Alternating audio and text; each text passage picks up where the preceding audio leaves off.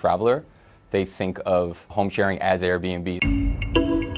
Our game here is not to compete with Airbnb. You know, I suppose we're competing with them a little bit in the premium and luxury space on a smaller scale, but our objective is really to make Marriott Bonvoy, the loyalty travel platform, as comprehensive as we possibly can. You guys oversee over 1 million hotel rooms. You don't necessarily have the same control when it comes to these homes and villas. We have very strict standards in terms of design, amenities, washer dryer, free high Wi-Fi, 24/7 service.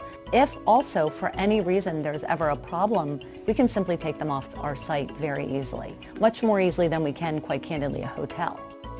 We ask consumers in our surveys, like, what brand do you trust the most?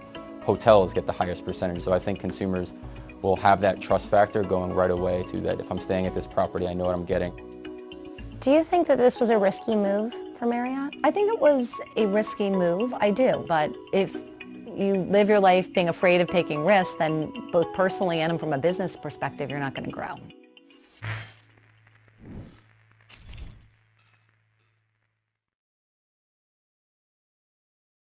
For this iNext car, BMW wants to think 8 to 10 years ahead to reinvent again and again. The simplest way to predict the future is to make it yourself. Here's to the next 100 years of innovation.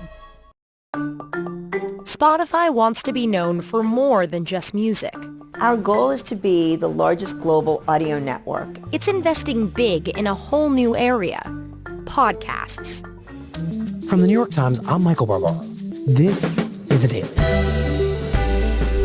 I'm Steve Inskeep with Noel King, and this is Up First from NPR News. People associate Spotify with music, so why move into podcasts? You can't deny that podcasts has now become a very important factor in people's audio experience. The idea is for us to have a seamless platform across music and podcasts. The streaming giant bought Gimlet Media, Anchor, and Parcast, 3 popular podcast companies, for nearly $400 million. A large price tag considering the entire podcasting industry's ad revenue was less than $500 million in 2018. But the podcast industry is young and growing fast. We recently announced something new for iTunes and iPod, and it's called podcasting. It's been described a lot of different ways.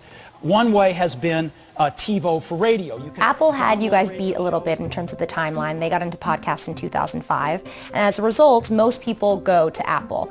So how are you guys going to change that? It's only been about 2 years, and we're already seeing 10% of our user base listening to podcasts. We're also very much dedicated to creating an atmosphere where creators, producers,